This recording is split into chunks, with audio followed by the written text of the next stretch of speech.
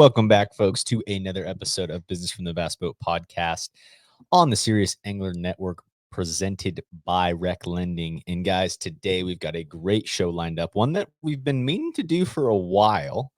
I have been on his show and his stream, but we've ran into each other before at classics and stay talking to each other on Instagram and other places. But that is none other than Rich, Mr. HellaBass himself.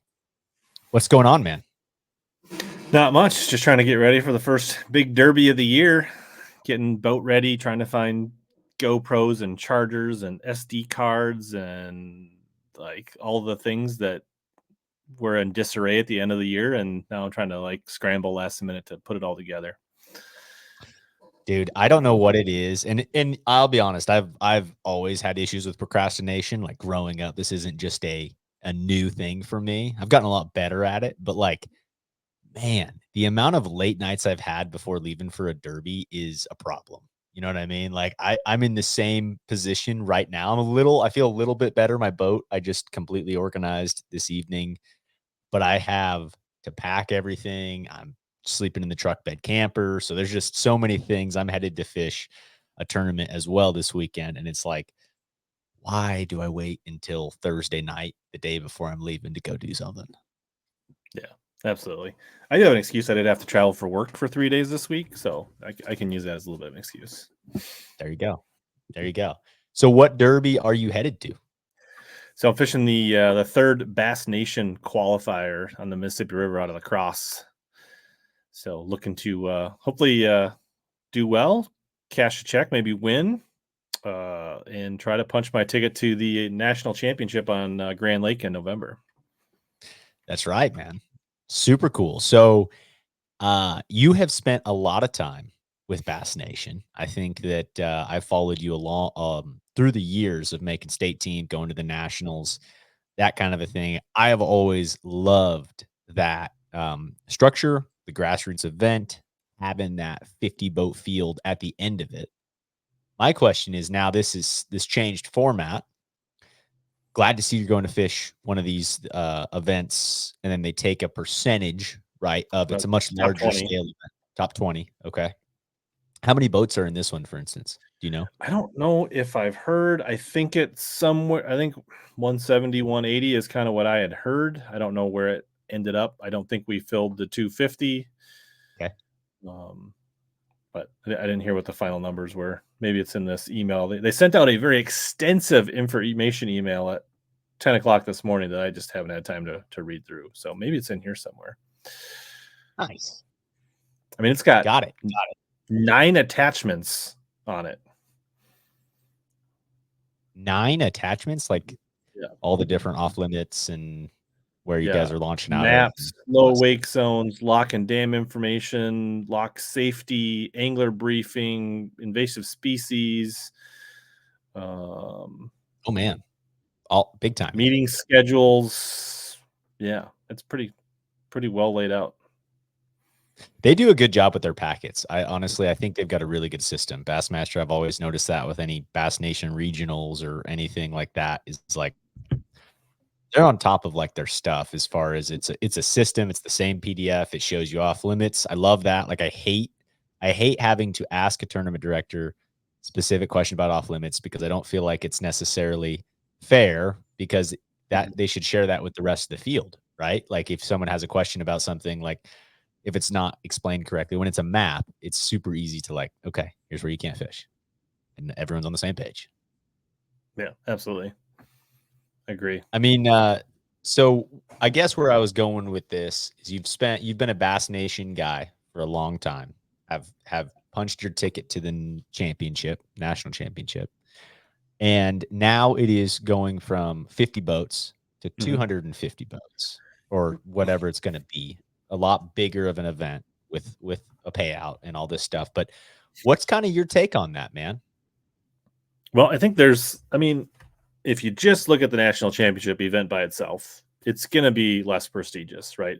I fished 3 of the 50, 55 boat fields over the years, and that was absolutely first class, right? Like it was a mini Bassmaster Classic. They gassed up your boat every night. They had service crews. They fed you. They shuttled you around. They paid for the hotels. Like it was basically like a if you made it to the Classic out of the Bass Nation Championship, you were ready for what the Classic is, because that's kind of how they treat the Classic contenders.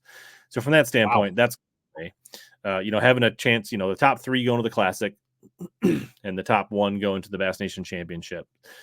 Those odds are pretty good once you make it there, right? There's thousands and thousands Hard of to angles get there. Get by, but once you make it to the 50 at the national championship, you feel like, wow. I mean, this is real, right? Like 3 of us in this room of 50 anglers, are going to the Classic, and so that was cool. Now, on the flip side, there wasn't a lot of money to be made on the way to.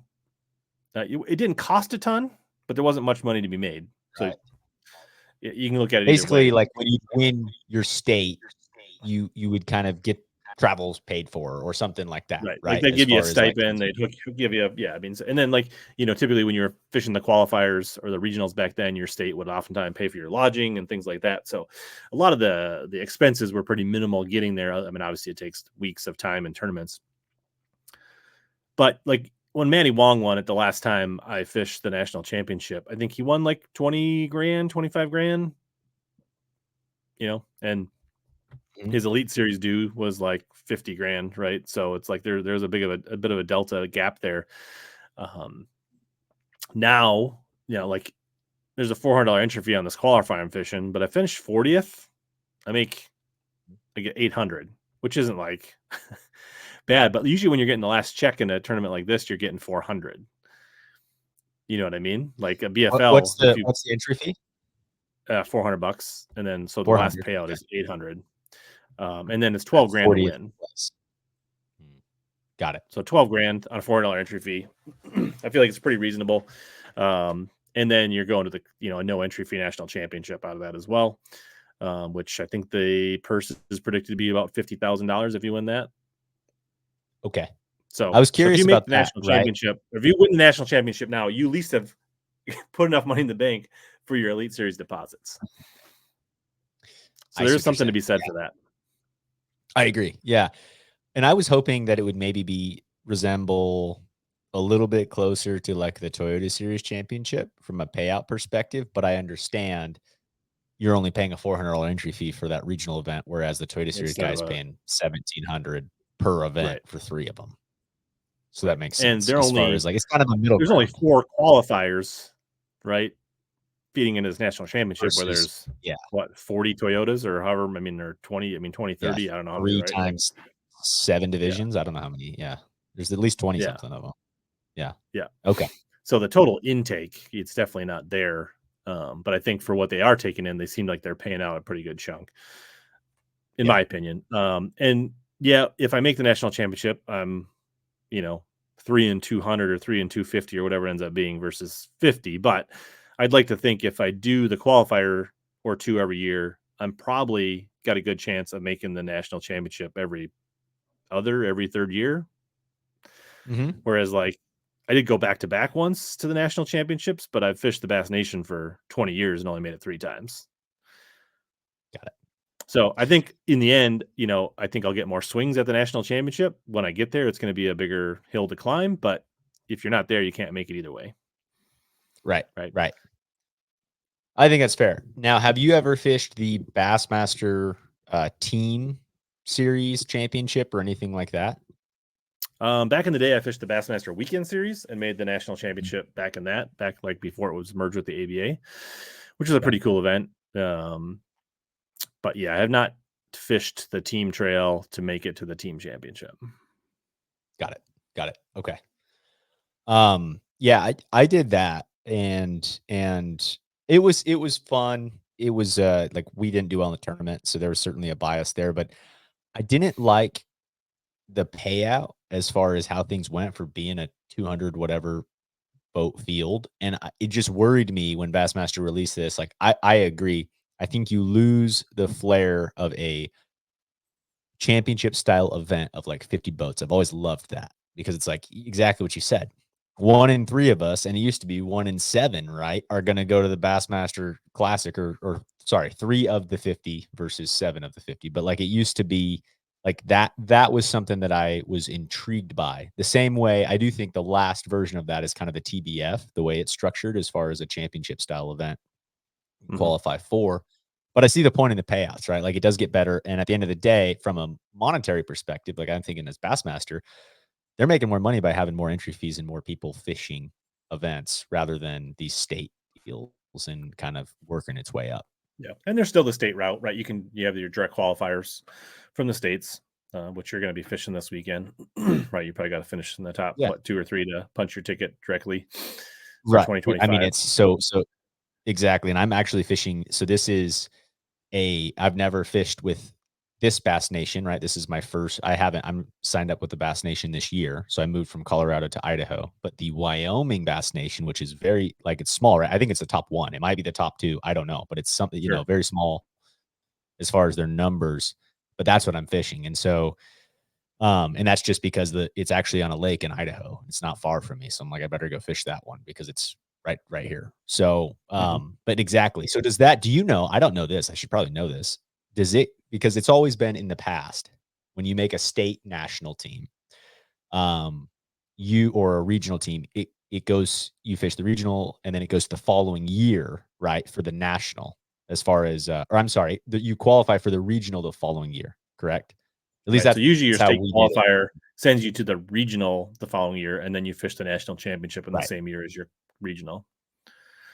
Right. So my question is, the guys who are fishing state tournaments this year, will they go straight to the national championship this year, or will it be next year's national 2025. championship? Okay. Got it. 2025. So So the it's the people that fished our state tournament on Leech back in August 2023 are the ones that direct qualified for the 2024 November Grand Lake National Championship. Yep. So Okay. you qualify more than a year out on the Yep. direct Yep. qualifiers. Okay. So same with on the direct qualifiers as well. So if you go and qualify this weekend or whenever this tournament is, May No, 8th through the so 10th. from the state qualifiers, it's more than a year out. At the regional qualifiers that I'm fishing this week, it's for this Yep. November. Got it. Yep. Okay. Okay. So regional guys, you're going that same year.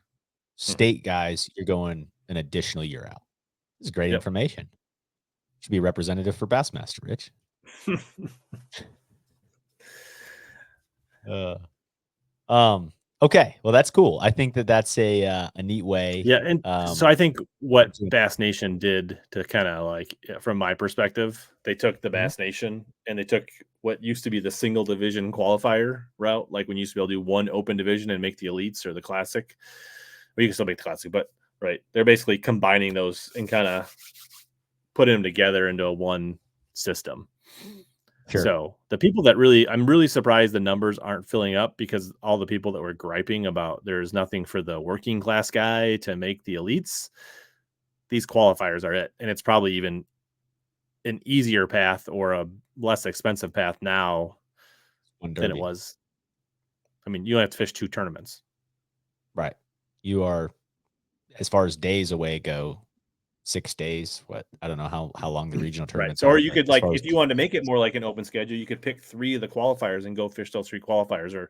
But once you made a top 20, you could just drop out of those other ones. And so, and quite frankly, dude, I don't think that's a bad idea for the guy who is maybe trying to jump to the next level, but the idea of fishing a guaranteed nine tournament season at an $1,800 entry fee versus, like, because let's all face it. I mean, in my opinion anyway, like, tournament fishing is tournament fishing. Yes, the opens is going to be a stiffer competition, but getting the reps of fishing different mhm. bodies of water on a $400 entry fee is a lot more affordable than on an $1,800 entry fee and having to do all nine. Yeah. So you can fish 2, 3, 4, 1, 2, 3, 4 of them at $400 a pop. I mean, you're still taking the week off. Mhm. But if you top 10, top 20, you're going to get a few grand back on that $400 entry fee. So it's actually a pretty good proposition, and you're going to have one that should be somewhere close to you, unless you live Mhm. where Adam does. Yeah, unless you live out west, and then you have one bass doing their whole But then thing. you have the So one bass system. that's So right, right. This is true. Yeah, I don't think it's a bad system. I think I just am a little bit. annoyed with the mystique of what was the 450 boat tournament, which Yeah. I think we're on the same page. Cool. I think it's a changing landscape, and I'm curious to like see how this will progress in the future too, as you've seen the opens have strong numbers. Do you know what the first Bass Nation qualifier? There was one that has happened, right? Two. So Eufaula, I don't remember. That was the smallest one, the one in Eufaula, Alabama. Okay, I'm looking right now. Don't remember exactly how many boats, but I want to say the Fort Gibson, Arkansas River one that Chris Johnson won was close to 200 boats.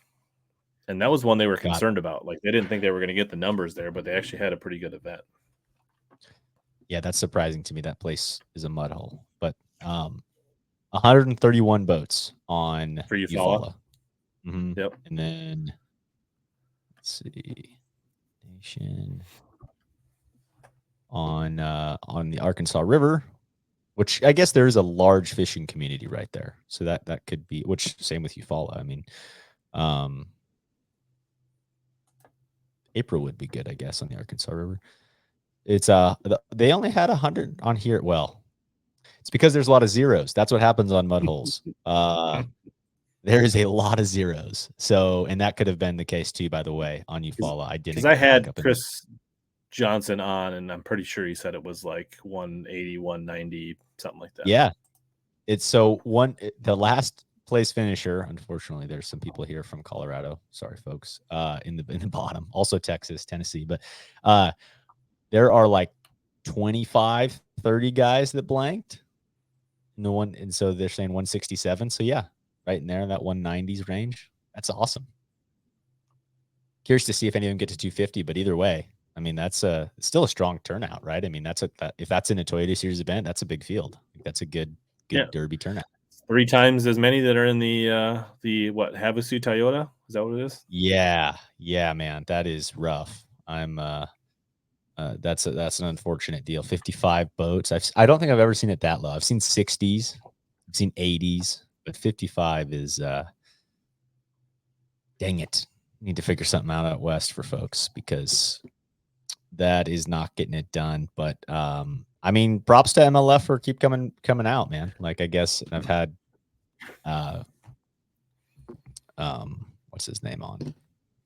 Alan Ron, Gray. Or Alan Gray. That used to be Ron. Alan Gray's yeah. Great guy, and he really does do a good job of pushing things as much as he can. But anglers got to show up at the end of the day, and One Bass seems to get the numbers right now out west for sure. And it's just hard. Guys are spread out. Like, that's the problem with it, in my eyes, anyway. Is these lakes are not close to each other, except for kind of that Northern California region. Mm-hmm. But is what it is, and hope participation increases there. Do you think they could do better if they just did like 3 Toyotas on the Delta? Dude, yeah, I do. Or 3 on Clear Lake or something like that. Yeah, if you wanted to like keep it like now, guys like myself or anyone who was thinking about traveling to those, I think like you may lose some guys who don't want to go fish against like the guys that live at the Delta, right? But at the same time, if that's where the core angler group is, that's where it is. I mean, I think you could do like Delta, Clear Lake, Delta, and then I mean that's all super close, right? But it just mind boggles me because One Bass pulls numbers, like they pull in the hundreds consistently.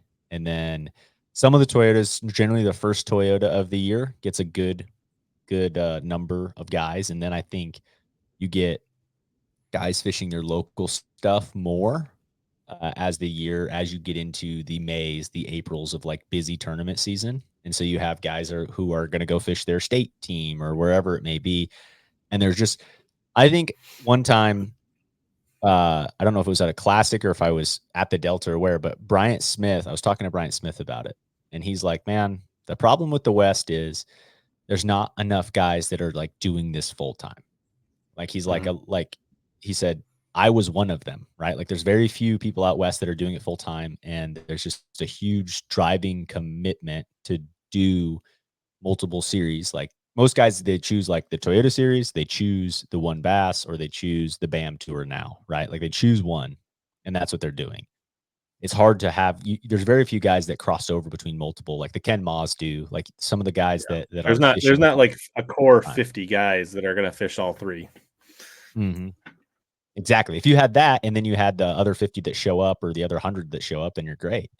But there's just not enough guys doing it full time. And then you have I think Mark Daniels Jr. said at one time too. He's like, you look at a Western Toyota Series schedule, and the drive time is the same as like if you were fishing the tour or something. They're just the lakes are too far. As far as like Arizona, California, all that stuff is a normal Toyota Series. I would say probably the average distance is 3-4 hours for all the different lakes in the same region, right? Like if you have the Florida and the South Carolina or the Centrals, and they're all fairly close. So it makes it tough. I'm appreciative of MLF for trying, and need to figure out how to grow stuff, because there's some incredible fisheries. I think that's the cool part about it, is that the fisheries are pretty unbelievable. Yeah. If there's too many more 50 boat tournaments in a while, they won't be able to. I know. And I asked that question directly to Alan, I think on a show, and certainly off air. I've asked him, and he's like, yeah, man, like, gonna keep pushing as hard as we can, but like, yeah, no guarantees, no crystal ball, in the way things are going tournament wise and stuff, like, so.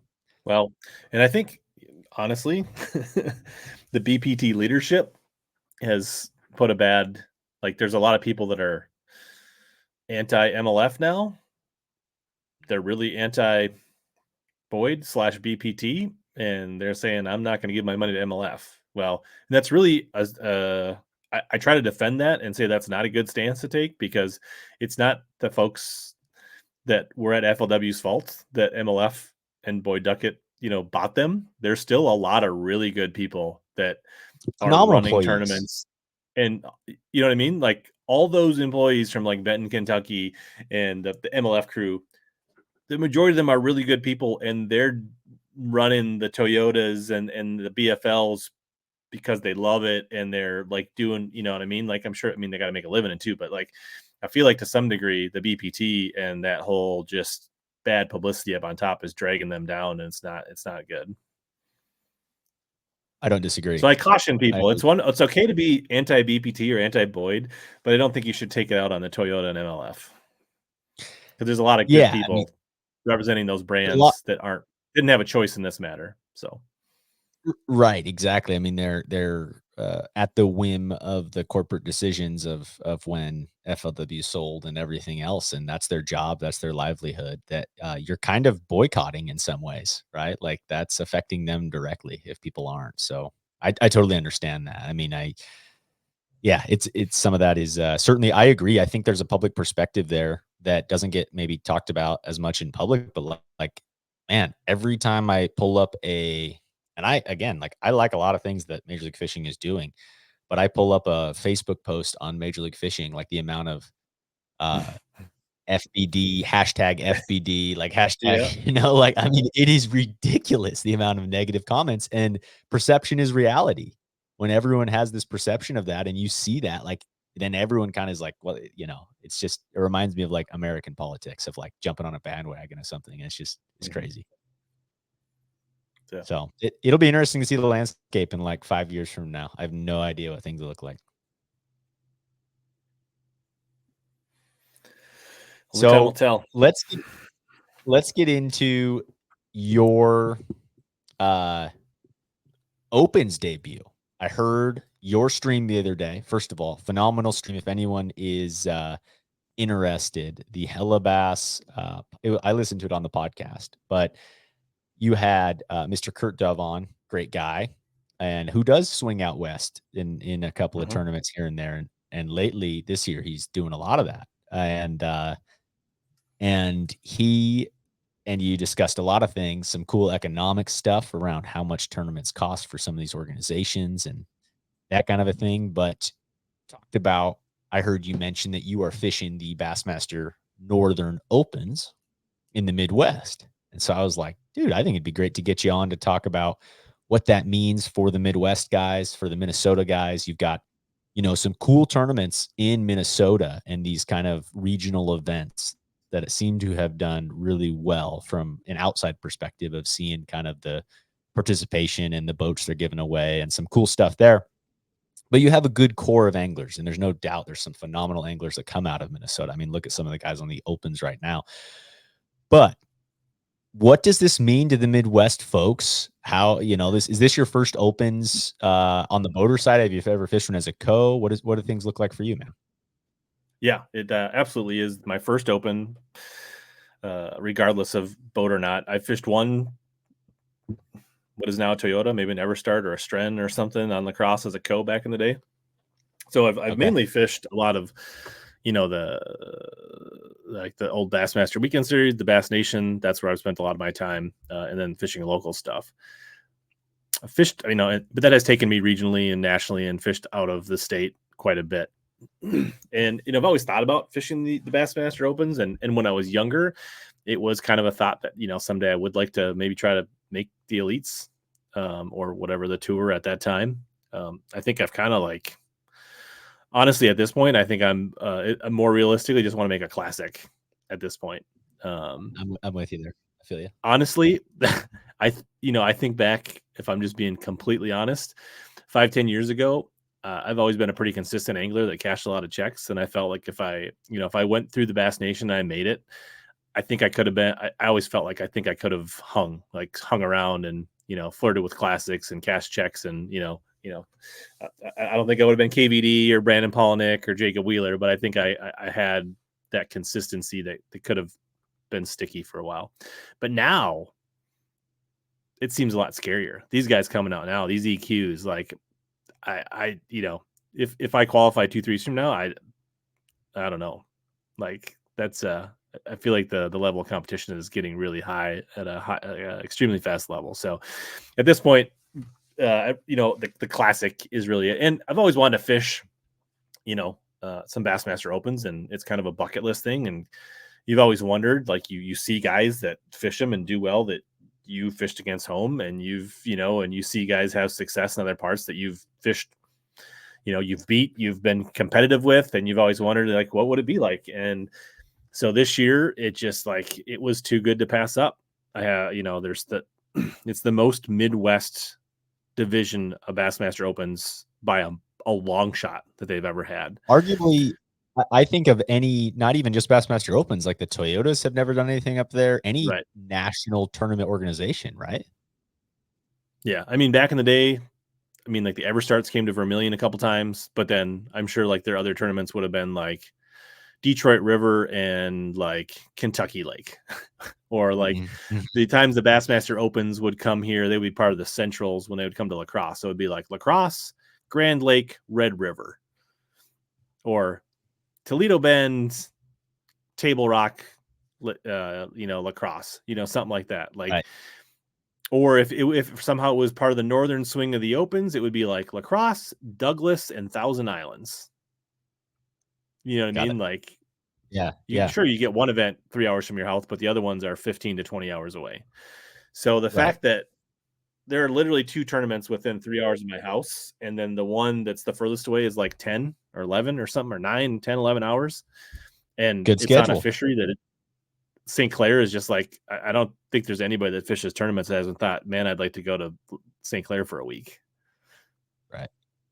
Right. So even if like, That's I feel like St. Clair, like, it's so good right now that I could go out there and catch 17 pounds a day and catch 30 fish a day and have a really fun time. Might be frustrating, but like, have some banner smallmouth fishing. You might finish 187th with 16 pounds a day or something like that. But like, you're gonna catch fish, and you know what I mean? Like, there's other ones, like if it was La Crosse and Ross Barnett, I'm gonna travel all that way and spend all week and hope I catch like 7 bass all week. Whereas is like, so I think there's a lot of upside to this schedule. I know people in La Crosse and Leech that I can stay, so the expenses are actually pretty minimal. I mean, obviously there's still a lot of gas and food and things like that, but like, I have a boat and truck. I'm in a position that I've put myself with the YouTube channel and just, getting my life set up to have a reliable boat and truck.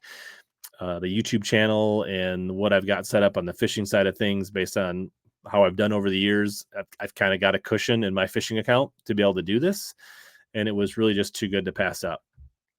And yeah, I can't make the elites. And there are some people that are like, why would you fish one division? That's so dumb. If you can't make the elites, why would you even bother? Right. And like, Yeah. I don't look at it that way. I think this opportunity for me and some of the, people in my area, and I think there's quite a few, I don't know, 10, 20, 30 guys probably from the Minnesota, Wisconsin area are going to fish this division. Um, and I think it'll be pretty cool to mingle in with, a lot of these people that, you watch.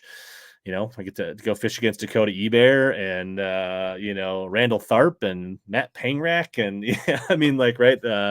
Clark Ream. I mean, you could go on and on, right? Name dozens and dozens of anglers, Cody Meyer, whatever.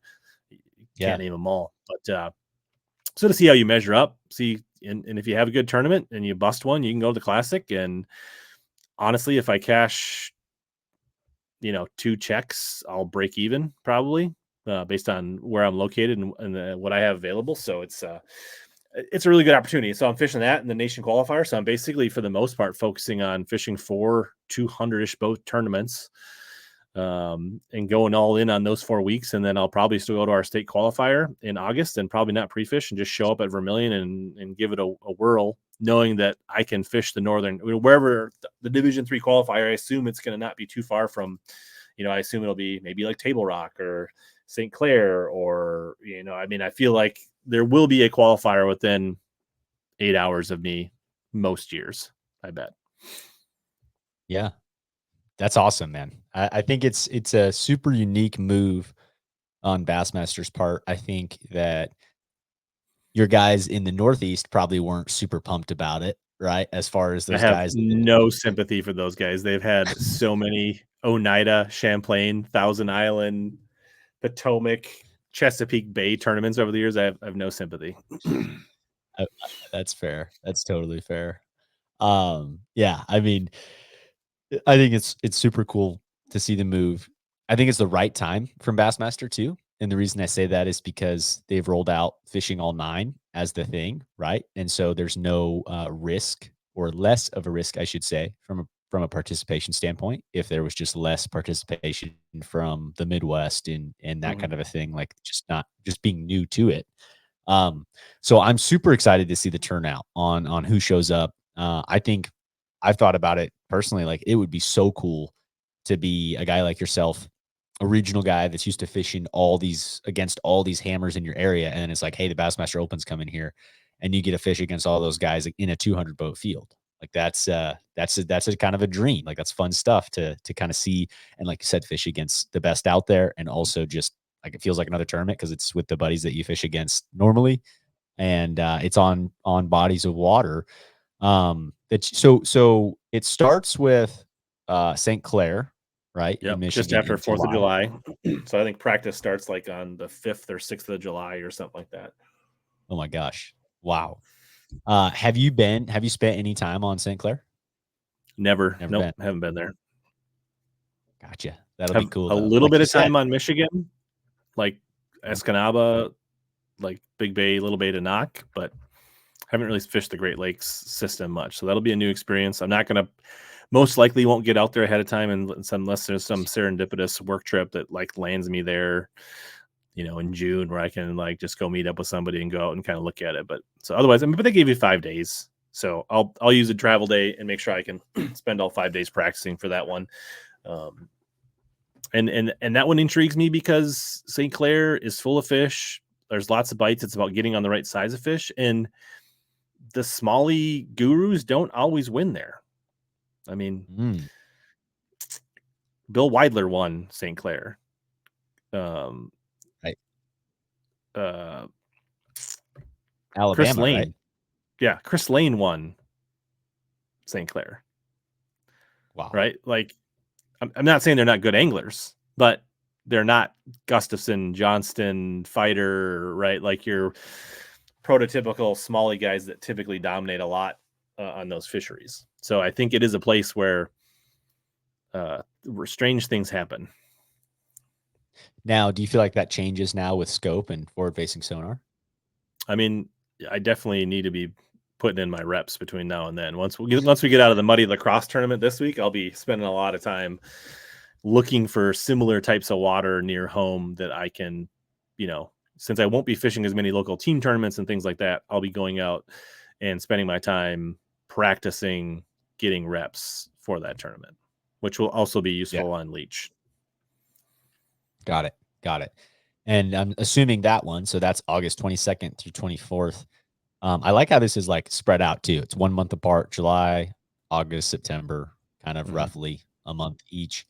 So as far as Leech Lake goes, have you, I assume you've spent a bunch of time out there. Is that going to be like the one that all the locals are kind of at a serious advantage there? Or what's your take? Yeah, I don't know. So it's interesting because it's an evolving fishery. The smallmouth are on the rise and maybe at a slightly exponential pace right now. And so traditionally it was a largemouth fishery for like the first 10 years that I ever went there. You'd catch a rogue smallmouth under a dock or on a sandy weed flat or something, but like they were not really fishable. And then it got to the point where it was like during the spring, during the spawn, if the permit allowed smallmouth, people would go out and catch big bags of smallmouth because they would find like 8 of them on a bed and catch them. Right. Like, and then now it seems like you can go out in the summer, not just when they're on beds and start to catch big bags, but it is not easy. It is not St. Clair. You're not going out there and catching 30, 60 fish a day. But if you can catch 5 smallmouth a day, they usually weigh 17 to 23 pounds. But wow, I spent a lot of time in our state tournament last year to my detriment and barely caught any smallmouth. It's a big lake. There's a ton of what looks like amazing smallmouth structure that a lot of it is not full of smallmouth. So it's a challenging, once you figure it out and get on the thing, it can work. But even the guy that won our state tournament last year only had 14 fish. Wow. But they were great big But he smallmouth. had like 17, 19 or something like that. He had like 4 for 17, and then he had like a 19 and a 20 pound or something like that. He had almost 60 pounds for like 14 fish. Wow. But wow. the guy that would finish second had all largemouth, and he had like mid 50s, like low to like 54. So wow. But the thing that'll be interesting is there's never been 200 boats on that lake for 5 days before a tournament. Yeah, that is, I'm super excited. I think that's probably the one that I'm most intrigued on the open schedule in general to look at, just from hearing from people about the place. I'm pretty sure it will be won with somebody that catches 15 smallmouth, but there'll be anglers that go for it and only catch 2 or 3 and dust out. And there'll be a lot of checks cashed with largemouth, but you can't, I don't think you can win with largemouth. Especially with the caliber of anglers that are coming in with their electronics. There will be some guys that figure some things out, I think. And, Easton Fothergill's fishing it too, so he'll do okay. Yeah, exactly. Guys like that. That's a problem. No, I mean, so as far as when you said smallmouth structure that looks really good, are we talking rock piles and things like that are out there? But rock veins and rock reefs and boulders and drop. I mean, like there's a lot of rock out there. But the smallmouth are nomadic, is what you're kind of saying. As far as things, they're not. I wish I knew. I don't know if it's a very particular. They kind of started in one region of the lake, and they're definitely spreading out. I don't have a great answer, but hopefully by August I'll know, and I'll be able to tell you after the tournament when I pre-practice and start to figure it out. Got it. But you can't just pull up to any rock pile and just catch them. I know, I can tell you that after spending 3 days out there trying. So that's what's intriguing to me, or what's interesting when you say that, because you think of, in general, smallmouth fisheries. Aside from, honestly, well, even here, there's one particular lake that has really big ones in it that just they're very hard to catch. But what's interesting to me is you think of a smallmouth fishery as like the smallmouth being big in numbers, and then it's the matter of finding those 4 and 5 pound class fish, those next level class fish, versus the largemouth bite, at least on a lot of the lakes, certainly out west, is it's kind of that, like, you're going hunting. Like, if you get 5 bites, you're gonna have, like, Coeur d'Alene, for instance, right? Like, you're gonna have a really big bag of fish, but like, it's a matter of if you get 5 green ones to go. And the smallmouth are generally more consistent. Now, I feel like that's changed with electronics as far as finding these really big smallmouth now. But why do you feel like it's that way? Is it a forage thing? Like, why is there not a big population of smallmouth? Well, I think they were introduced late.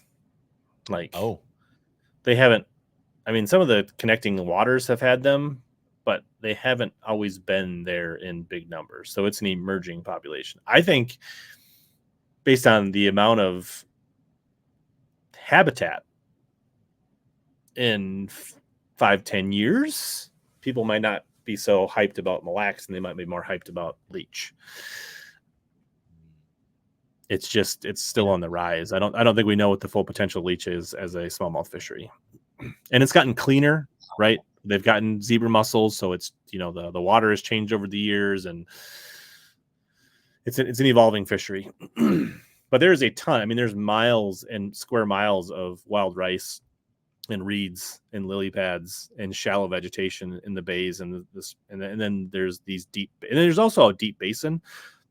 There's deep basin areas that I don't know that anybody's really looked to see if there's fish that swim over those basins and chase bait. And maybe that's something some of these open guys might figure out. I don't know. Yeah. Interesting. Yeah. That'll be super cool to see guys like that break down things with their electronics at that level. So super interested in following along there. What do you expect for the number of boats? Will these fill up as far as capping out on the opens field numbers? I think so. I mean, I don't think we're going to see any significant drop. Like, I assume they're getting 200-ish boats. I think so. I don't know, what was that Logan Martin today? Like, take a quick look, but looks like they had 195 at Logan Martin. I would assume we'll kind of maintain that through the northern swing. There are guys on waiting lists from the north. Wow. So I think they'll get in because there are guys, they're going to have bad tournaments at Logan Martin and whatever the next open is. And they're going to like, I ain't driving to Leech Lake. I ain't driving. You know what I mean? Like, right. But there are guys on waiting lists wanting to get in lacrosse, want to get in Leech. I'm sure I don't know the people in Michigan, but I'm sure there's guys in St. Clair that want to get in. So I think we'll maintain that 190, 200 level because there's guys on waiting lists that will fill in the EQ guys that are dropping. That makes sense. Got it. Okay. Now, Mississippi River seems like a championship location a lot of the time in the fall for some of the Midwest guys. Is that a fair statement? Yeah, I mean, like, not the team trails don't. I mean, like, there are river series that will go to the pools, but no, there's not. I mean, like, I've fished some like TBF semis there. I've fished. Yeah, I mean, there's tournaments there, but yeah, it's not necessarily like big time championships there. But that's early to mid September can be a bit grimy. It's not quite cold enough for the fall bite. It's like everything is still happening. The fish are starting to think about getting on sand drops. They're thinking about to get more keyed in on bait, but there's still fish on frog bites. There's still fish on weed bites. Some of the smallies are getting on rock and wing dams, but they're not really out there yet. So the fish can still be pretty scattered, and it seems like a time of year where the local advantage is a little bit neutralized. It is and it isn't. It's going to typically be a little bit lower water, so running around is a little harder if you don't know where you're going. So that's an advantage to the locals. But the fish are scattered, and I think that, and there's a lot of things going on. So I think that does help and allow. It gets a little grindier, right? Like right this time of year, the locals that really know what's going on will catch 20 to 23 pounds. Wow. And like the high end of the bags in September are probably like 17, 18. So like it crunches the numbers up You know, so if you go out and catch 5, you're going to have 11 to 13 pounds in the fall, and like they're not going to run away with it typically. Yeah.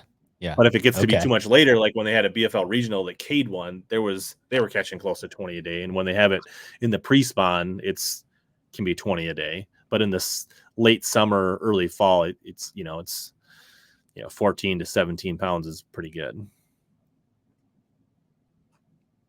Wow. Interesting. And in September, yeah, I mean, just across the country, you're thinking of a grimy time of year. Just a tough month to fish. Really, across the country, fish are kind of in between those two patterns. Things are kind of stalled out from your summer stuff, certainly, and then they're not quite on that super fun fall bite with things. October, for that matter, too. Certainly, at least in the southern part of the country, and as I've noticed it in other places too, of just October can be tough. Yeah. November's generally like, yeah, November's rocking and rolling at that point. Yeah. Usually October, once we get a few cool nights, things start to pick up here. Got it. Yeah. Lakes and rivers. Gotcha. Well, cool, man. I mean, I think that does a good job of kind of summarizing what things are going to look like up north as far as kind of an early prediction here, right? The Opens still need to go to Eufaula in June. We've got the current event happening on Logan Martin, but then it'll be that northern swing, Midwestern swing rather, now. So excited to see all that. If people like it, I encourage you to, whether you're a boater or not, if you think it's cool having Bassmaster in your backyard and you'd like to see it happen in the future, and if you're a co-angler, I think they're like $400 to sign up. Whether you live in Michigan or Wisconsin or Ohio or the Iowa or the Wisconsin, Minnesota, North Dakota, like think about jumping in one. The more the coves fill up here, the more likely I think we'll get tournaments back here. So I encourage people to seriously consider $400 to fish 2 days is a pretty good deal. Like with that caliber and angler and that nice of equipment, you can't barely get a guide for $400 a day if they're even halfway decent. Some of them are, I see St. Clair. Sure, it'll be a scoping event, but there's so many fish at St. Clair that you should be able to throw crankbaits and swim baits and neds around the boat, and you're going to get bit. If somebody's, if you go largemouth fishing on leech, you're going to be around fish all day.